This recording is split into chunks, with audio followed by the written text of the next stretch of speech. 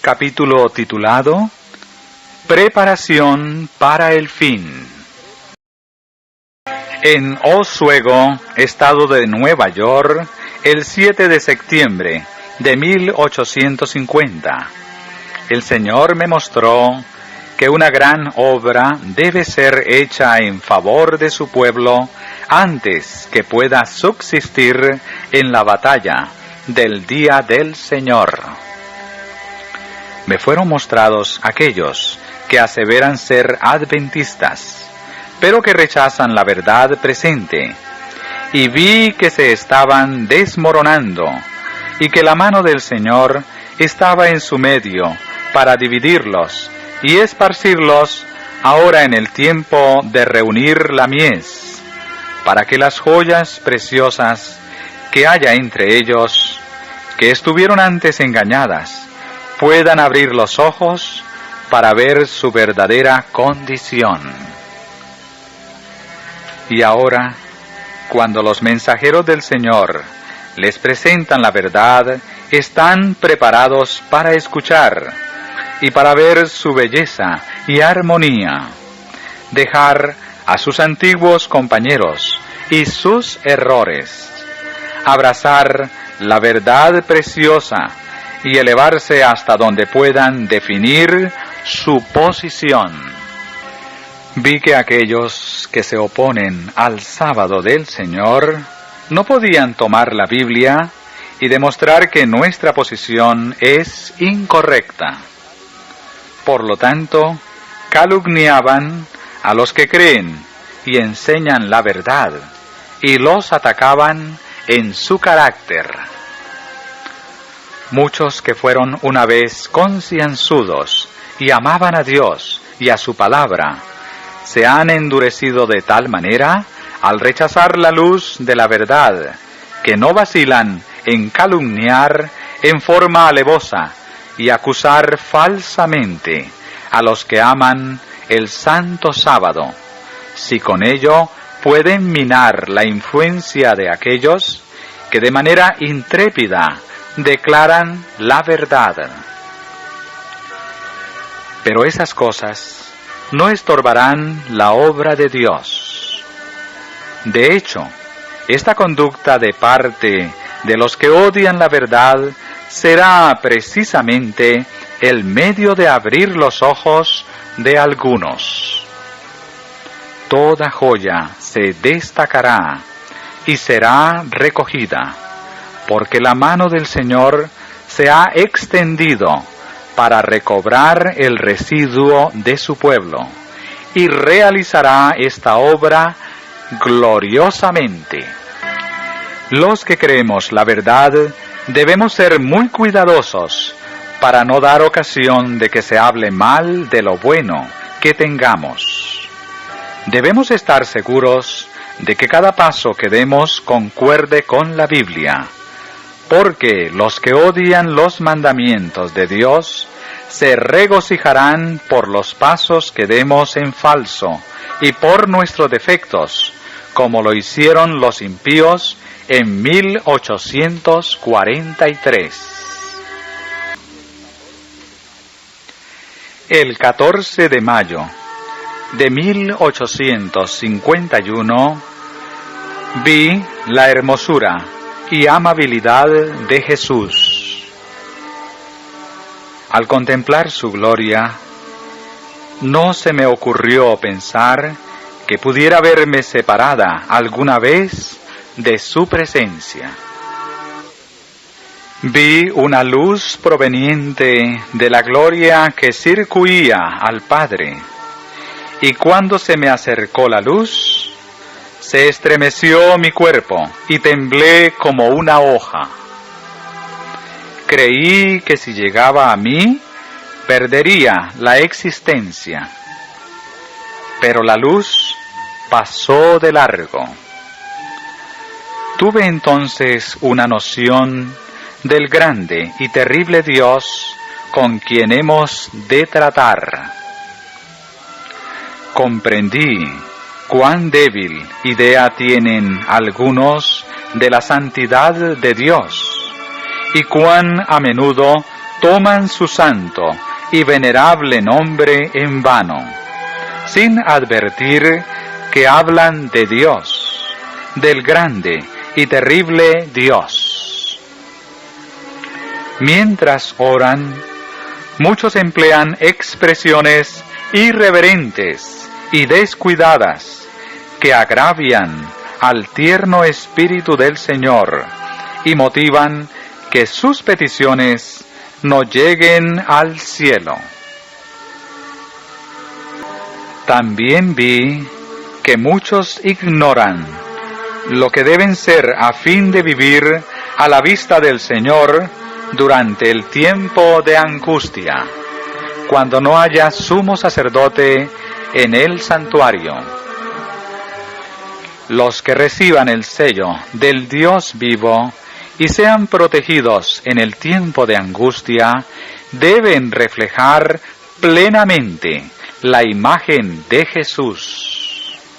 Vi que muchos descuidaban la preparación necesaria, esperando que el tiempo del refrigerio y la lluvia tardía los preparase para sostenerse en el día del Señor y vivir en su presencia. Oh, ¿y a cuántos vi sin amparo en el tiempo de angustia? Habían descuidado la preparación necesaria y por lo tanto no podían recibir el refrigerio indispensable para sobrevivir a la vista de un Dios santo.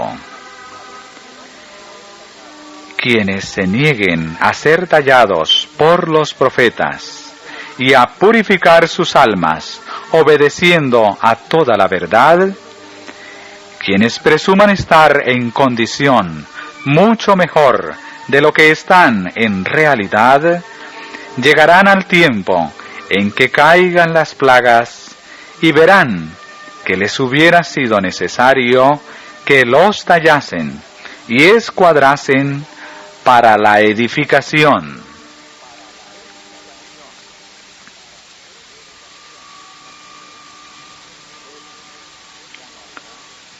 Pero ya no habrá tiempo para ello, ni tampoco mediador que abogue por ellos ante el Padre. Antes de ese tiempo, se promulgó la solemne declaración: el que es injusto, sea injusto todavía. Y el que es inmundo, sea inmundo todavía. Y el que es justo, practique la justicia todavía. Y el que es santo, santifíquese todavía. Vi que nadie podrá participar del refrigerio a menos que haya vencido todas las tentaciones y triunfado del orgullo, el egoísmo, el amor al mundo y toda palabra y obra malas. Por lo tanto, debemos acercarnos más y más al Señor y buscar anhelosamente la preparación necesaria que nos habilite para permanecer firmes en la batalla, en el día del Señor. Recuerden todos que Dios es santo y que únicamente seres santos podrán morar alguna vez en su presencia. Capítulo titulado Oración y Fe. He observado frecuentemente que los hijos del Señor descuidan la oración, y sobre todo la oración secreta. La descuidan demasiado. Muchos no ejercitan la fe, que es su privilegio y deber ejercitar, y a menudo aguardan aquel sentimiento íntimo que sólo la fe puede dar. El sentimiento de por sí no es fe. Son dos cosas distintas. A nosotros nos toca ejercitar la fe, pero el sentimiento gozoso y sus beneficios han de sernos dados por Dios. La gracia de Dios llega al alma por el canal de la fe viva que está en nuestro poder ejercitar. La fe verdadera demanda la bendición prometida y se aferra a ella antes de saberla realizada y de sentirla.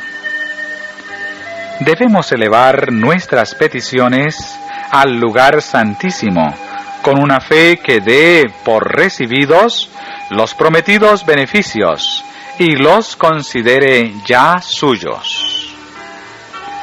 Hemos de creer, pues, que recibiremos la bendición, porque nuestra fe ya se apropió de ella y, según la palabra, es nuestra. Por tanto, os digo que todo lo que pidiereis orando, creed que lo recibiréis y os vendrá. Esto es fe sincera y pura. Creer que recibiremos la bendición aún antes de recibirla en realidad. Cuando la bendición prometida se siente y se disfruta, la fe queda anonadada. Pero muchos suponen que tienen gran fe cuando participan del Espíritu Santo en forma destacada, y que no pueden tener fe a menos que sientan el poder del Espíritu. Los tales confunden la fe con la bendición que nos llega por medio de ella.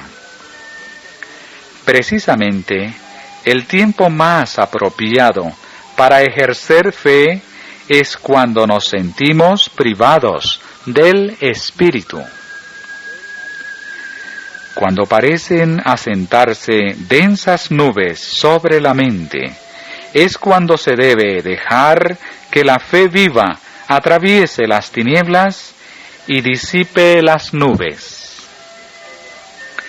La fe verdadera se apoya en las promesas contenidas en la palabra de Dios, y únicamente quienes obedezcan a esta palabra pueden pretender que se cumplan sus gloriosas promesas.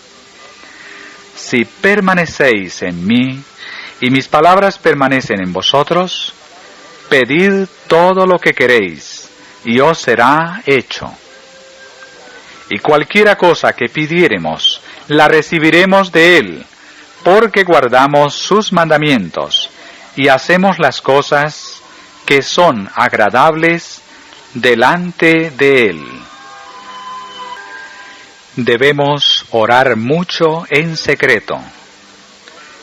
Cristo es la vid y nosotros los sarmientos. Y si queremos crecer y fructificar, debemos absorber continuamente savia y nutrición de la viviente vid, porque separados de ella no tenemos fuerza. Pregunté al ángel por qué no había más fe y poder en Israel. Me respondió: soltáis demasiado pronto el brazo del Señor.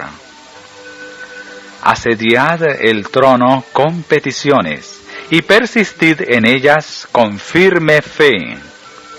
Las promesas son seguras. Creed que vais a recibir lo que pidáis y lo recibiréis. Se me presentó entonces el caso de Elías, quien estaba sujeto a las mismas pasiones que nosotros y oraba fervorosamente. su fe soportó la prueba. 7 veces oró al Señor y por fin vio la nubecilla. Vi que habíamos dudado de las promesas seguras y ofendido al Salvador con nuestra falta de fe. El ángel dijo: Cíñete la armadura y, sobre todo, toma el escudo de la fe, que guardará tu corazón, tu misma vida, de los dardos de fuego que lancen los malvados.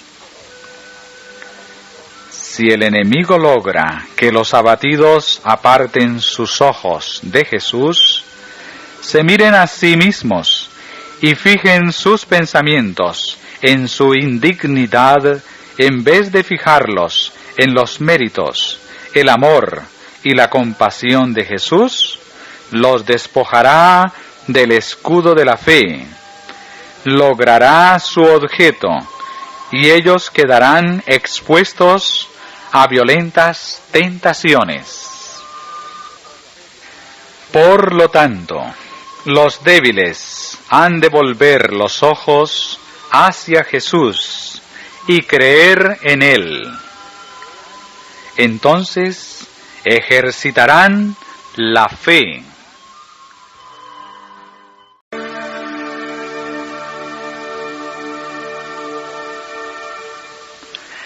Capítulo titulado El tiempo de reunión. El 23 de septiembre, el Señor me mostró que había extendido la mano por segunda vez para recobrar el residuo de su pueblo, y que mientras se reúne la mies, había que duplicar los esfuerzos.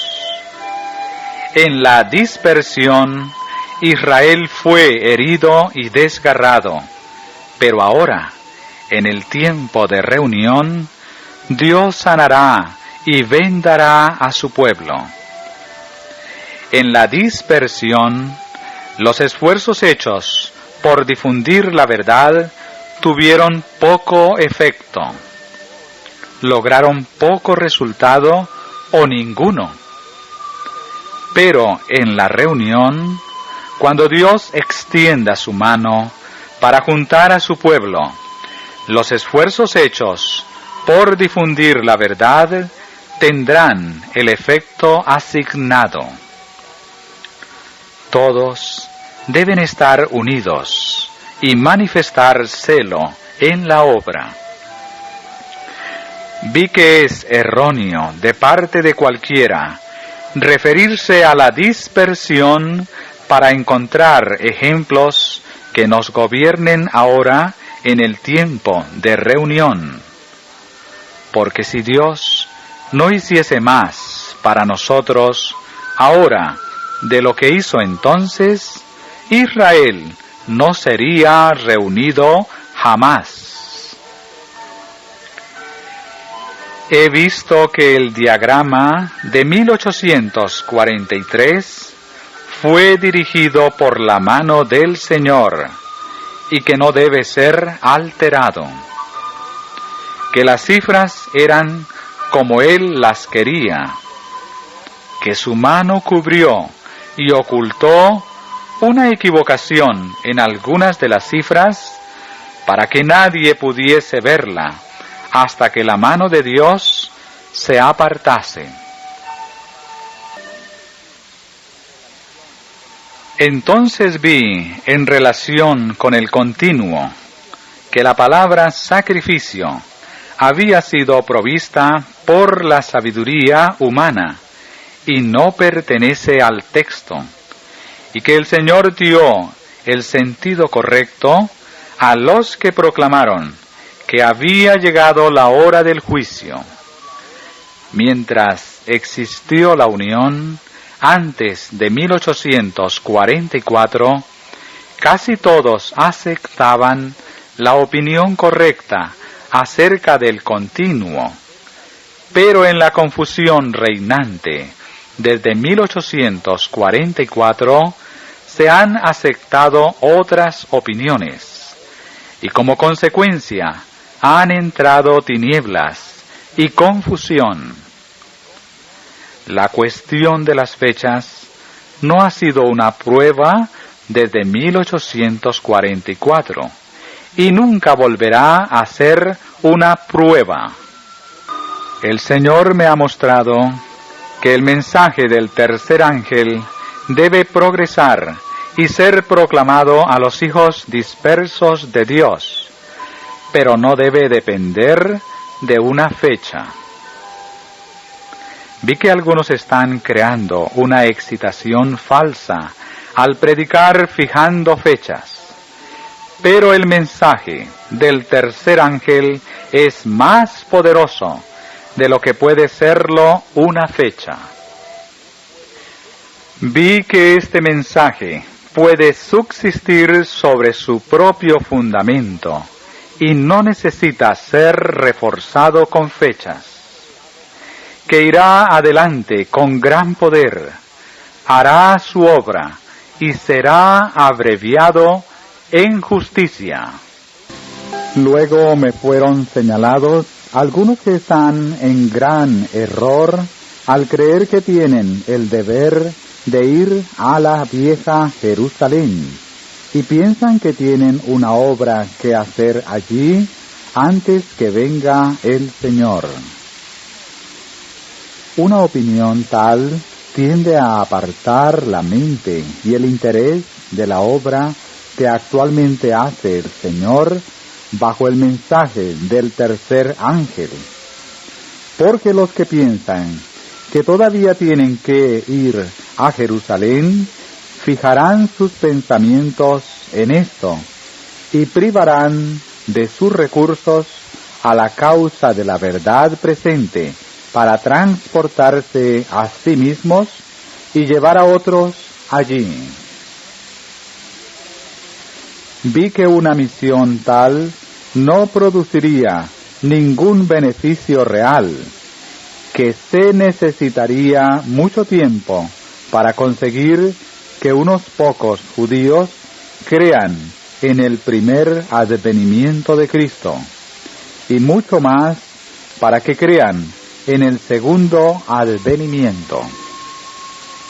Vi que Satanás engañó gravosamente a algunos con respecto a esto, y que en toda esta tierra hay almas que podrían recibir ayuda y ser inducidas a guardar los mandamientos de Dios, pero se las está dejando perecer.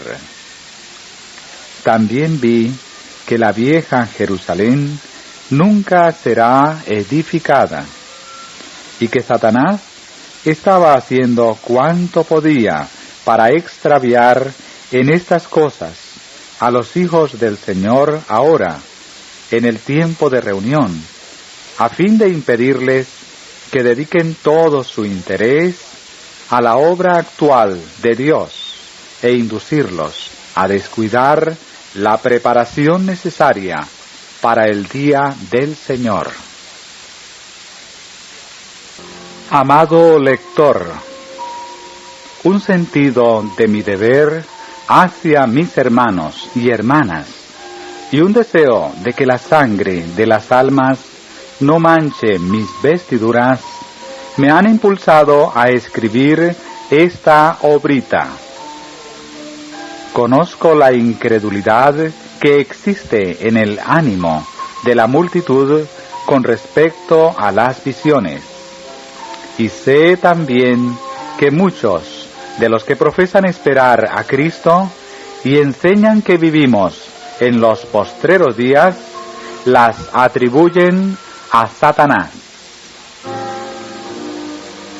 Espero mucha oposición de parte de los tales, y si no hubiese considerado que el Señor me lo exigía, no habría publicado así mis visiones, puesto que inducirán probablemente a algunos a manifestar odio y ridículo. pero temo a Dios más que al hombre. Cuando el Señor comenzó a darme mensajes para que los comunicase a su pueblo, me resultaba difícil declararlos, y a menudo los suavizaba tanto como me fuese posible, por temor a agraviar a alguno. Fue para mí una gran prueba presentar los mensajes como el Señor me los daba. No me parecía estar obrando con tanta infidelidad y no vi el pecado y el peligro que encerraba una conducta tal, hasta que en visión fui llevada a la presencia de Jesús. Me miró con ceño y desvió su rostro de mí. Es imposible describir el terror y la agonía que sentí entonces. Caí sobre mi rostro delante de él, pero no tenía fuerza para pronunciar una palabra. Oh, cuánto anhelaba verme protegida y ocultada de ese terrible ceño. Pude entonces comprender, en cierto grado, cuáles serán los sentimientos de los perdidos cuando digan a los montes y a las peñas: caed sobre nosotros y escondednos del rostro de aquel que está sentado sobre el trono y de la ira del Cordero. Al rato, un ángel me ordenó que me levantase, y difícilmente puede describirse la escena que vieron mis ojos. Me fue presentada una compañía que tenía los cabellos desgreñados y las vestiduras desgarradas, y cuyos rostros eran un cuadro vivo de desesperación y horror. Se me acercaron, y quitándose sus vestiduras, las restregaron contra las mías. Miré mis ropas, y vi que estaban manchadas de sangre, y que esa sangre estaba horadándolas. Nuevamente caí como muerta a los pies de mi ángel acompañante. No podía invocar una sola excusa. Mi lengua se negaba a hablar, y yo anhelaba estar lejos de un lugar tan santo.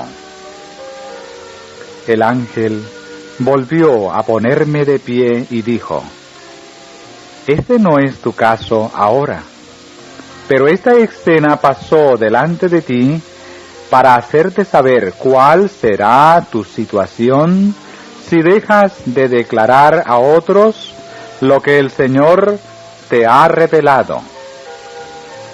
Pero si eres fiel hasta el fin, comerás del árbol de la vida y beberás del agua del río de la vida. Tendrás que sufrir mucho, pero te basta la gracia de Dios. Estuve entonces dispuesta a hacer todo lo que el Señor requiriese de mí, a fin de tener su aprobación y no sentir el peso de su terrible ceño.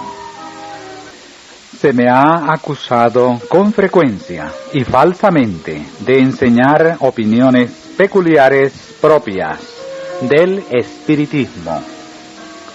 Pero antes que el redactor del Day Star diera con este engaño, el Señor me dio una visión de los efectos tristes y desoladores que producirían en la Grey ese redactor y otros al enseñar tales opiniones espiritistas. He visto con frecuencia al amable Jesús y sé que es una persona. Le pregunté si su padre era una persona y tenía forma como él. Dijo Jesús: soy la imagen expresa de la persona de mi Padre. He visto a menudo que la opinión espiritista quitaba toda la gloria del cielo y que en muchos ánimos el trono de David y la hermosa persona de Jesús han sido consumidos en el fuego del espiritismo. He visto que algunos que han sido engañados y sumidos en este error serán puestos bajo la luz de la verdad, pero a ellos les resultará casi imposible librarse completamente del poder engañoso del espiritismo. Los tales deben confesar cabalmente sus errores y dejarlos para siempre. Recomiendo al amable lector la palabra de Dios como regla de fe y práctica. Por esa palabra hemos de ser juzgados. En ella Dios ha prometido dar visiones en los postreros días, no para tener una nueva norma de fe, sino para consolar a su pueblo y para corregir a los que se apartan de la verdad bíblica. Así obró Dios con Pedro cuando estaba por enviarlo a predicar a los gentiles. A los que hagan circular esta obrita, quiero decir que está destinada únicamente a los sinceros y no a aquellos que quisieran ridiculizar las cosas del Espíritu de Dios. Sueños de la señora de Huay.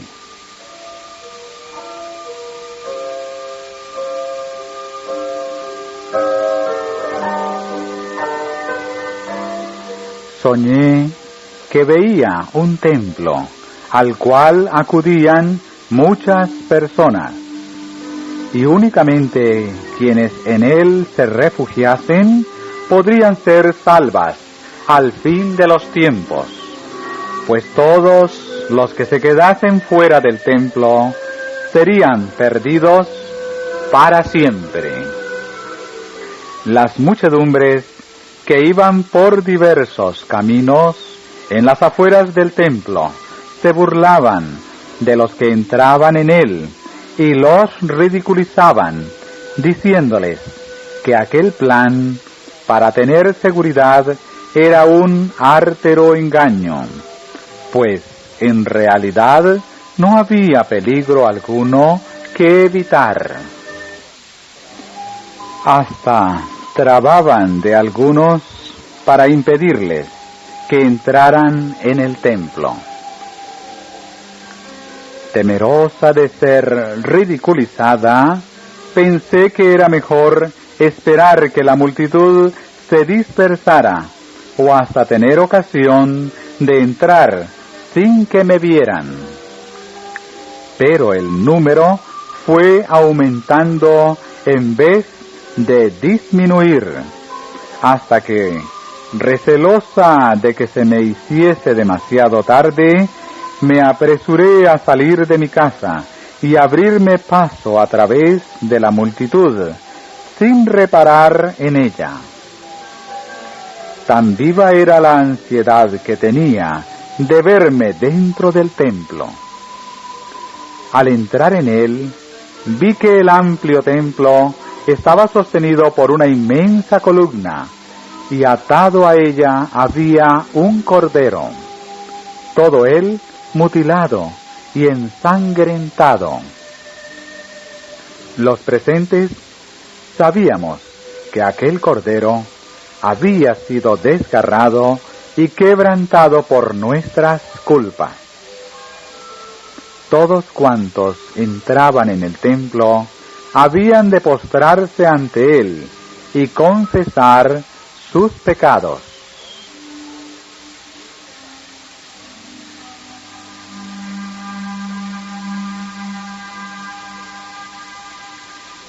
Precisamente delante del Cordero vi asientos altos, donde estaba sentada una hueste que parecía muy feliz.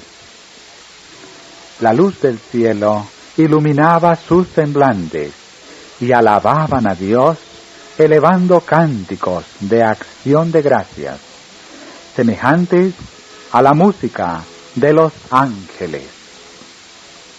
Eran los que se habían presentado ante el Cordero, habían confesado sus pecados y recibido el perdón de ellos, y ahora aguardaban con gozosa expectación algún dichoso acontecimiento. Aún después de haber entrado en el templo, me sentí sobrecogida de temor y vergüenza por tener que humillarme a la vista de tanta gente. Pero me sentía impulsada a avanzar, y poco a poco fui rodeando la columna hasta ponerme frente al Cordero. Entonces resonó una trompeta, estremecióse el templo, y los santos congregados dieron voces de triunfo.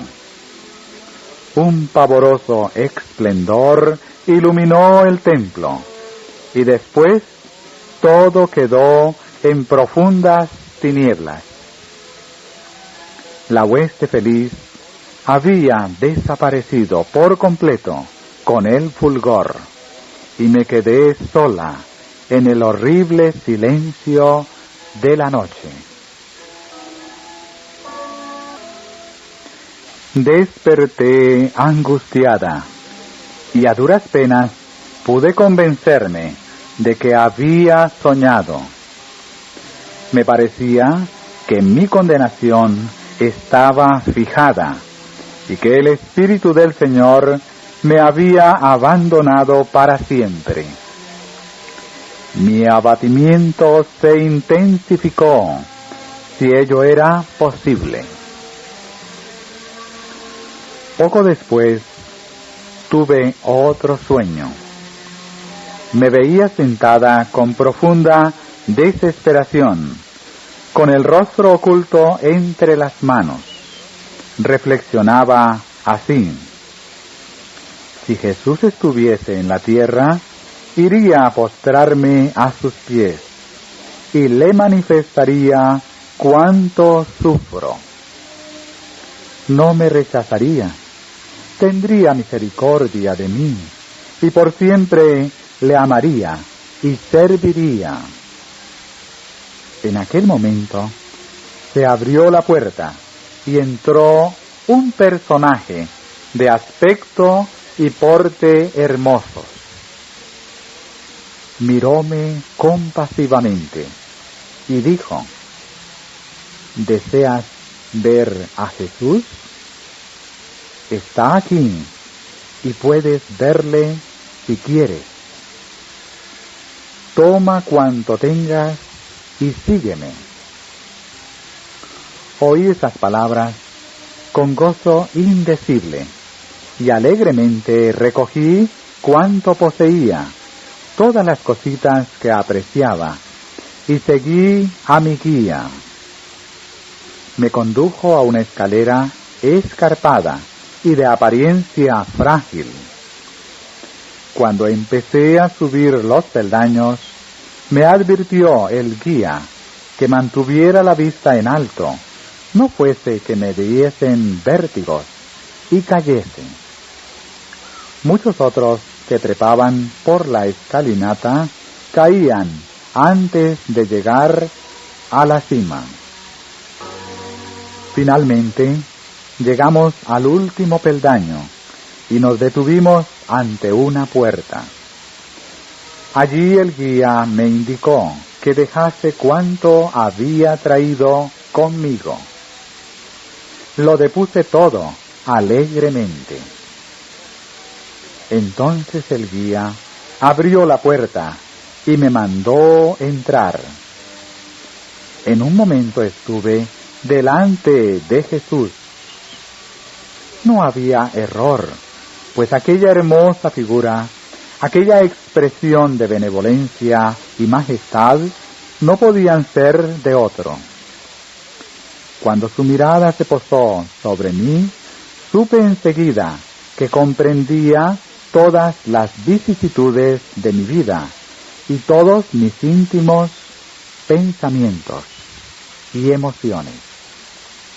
Traté de resguardarme de su mirada, pues me sentía incapaz de resistirla, pero él se me acercó sonriente y posando su mano sobre mi cabeza, dijo: «No temas». El dulce sonido de su voz hizo vibrar mi corazón con una dicha que no había experimentado hasta entonces. Estaba yo muy por demás gozosa para pronunciar una palabra, y así fue que, profundamente conmovida, caí postrada a sus pies. Mientras que allí yacía impedida, pasaron ante mi vista escenas de gloria y belleza, y me pareció haber alcanzado la salvación y la paz del cielo. Por último, recobradas las fuerzas, me levanté.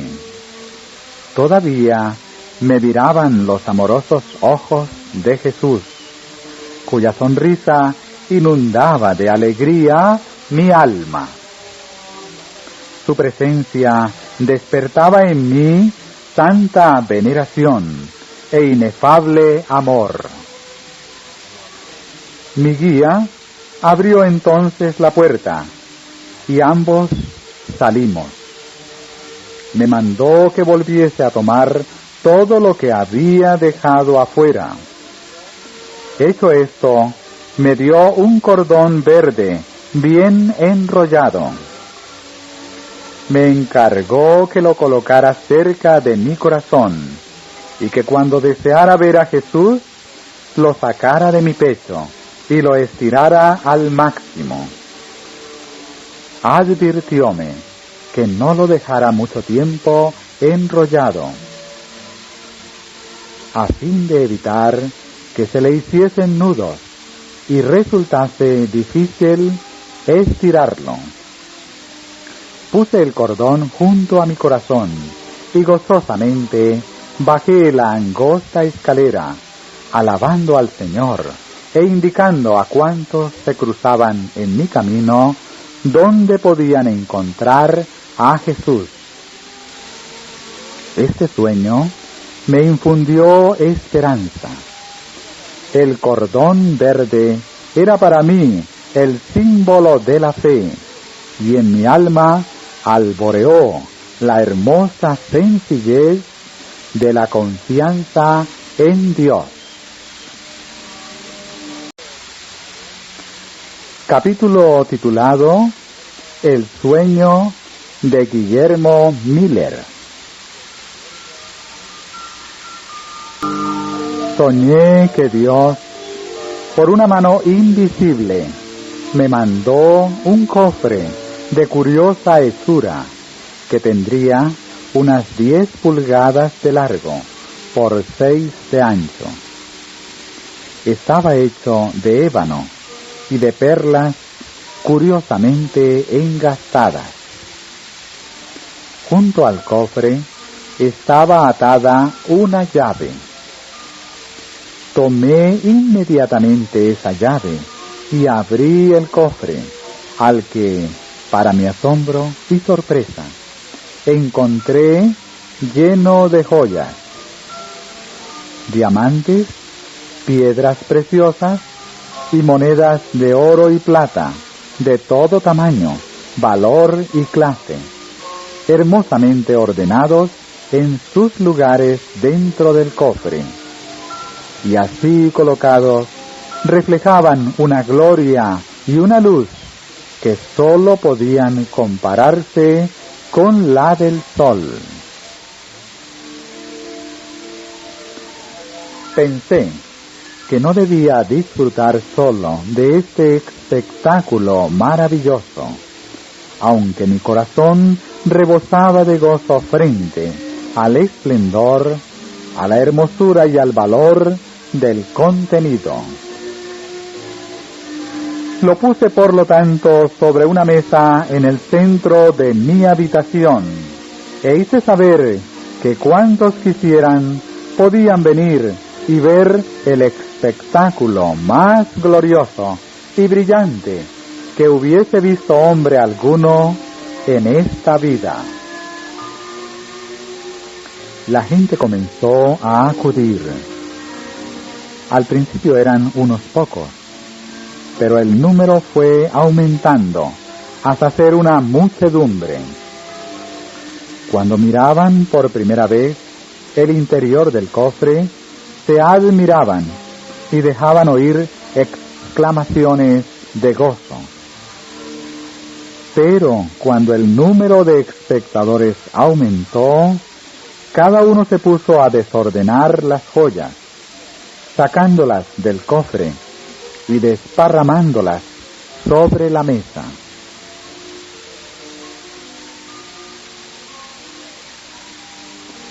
Comencé a pensar que el dueño iba a exigir de mi mano la devolución del cofre y de las joyas, y si toleraba que las esparciesen, jamás podría volver a colocarlas dentro del cofre.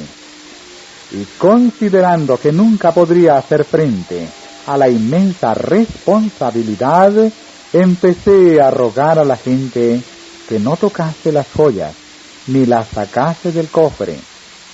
Pero cuanto más les rogaba, tanto más las esparcían, y llegaban hasta hacerlo por toda la pieza, sobre el piso y sobre cada mueble. Vi entonces que entre las joyas y las monedas genuinas se había introducido una innumerable cantidad de joyas y monedas falsas. Me indignó la conducta vil e ingrata de la gente, a la cual dirigí reproches. Pero cuanto más los reprendía, tanto más desparramaban joyas y monedas falsas entre las genuinas. Me airé entonces y comencé a valerme de la fuerza física para empujarlos fuera de la habitación.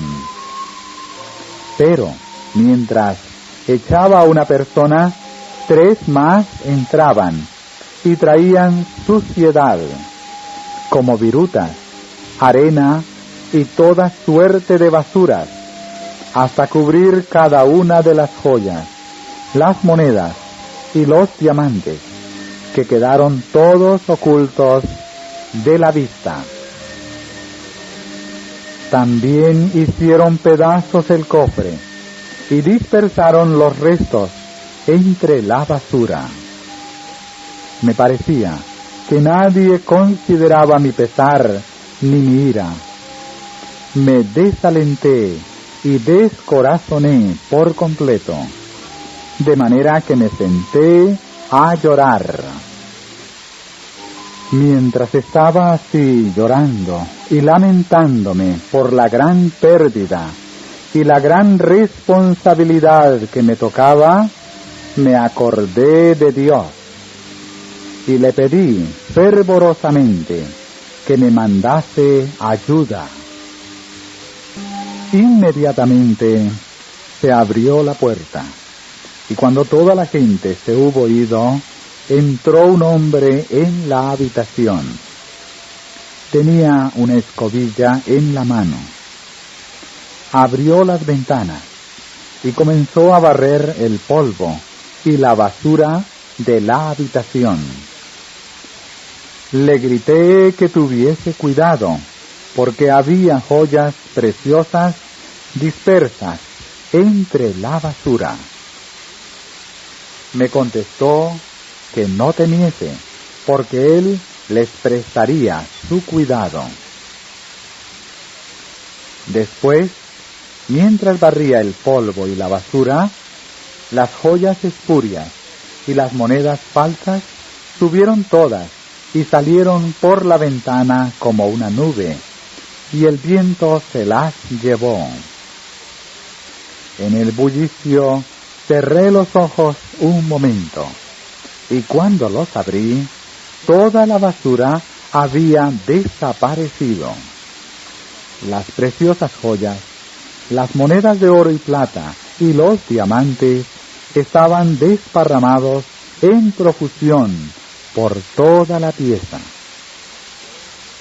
El hombre puso entonces sobre la mesa un cofre mucho mayor y más hermoso que el primero, y reuniendo a puñados las joyas, las monedas y los diamantes, los puso en el cofre, hasta que ni uno solo quedó afuera, a pesar de que algunos de los diamantes no eran mayores que la punta de un alfiler. Llamándome entonces, me dijo: ven y ve. Miré en el cofre, pero el espectáculo me deslumbraba. Las joyas brillaban 10 veces más que antes. Pensé que habían sido limpiadas en la arena por los pies de aquellos impíos que las habían desparramado y pisoteado en el polvo. Estaban dispuestas en hermoso orden dentro del cofre, cada una en su lugar, sin que el hombre que las había puesto allí se hubiese tomado un trabajo especial. Grité de gozo, y ese grito me despertó.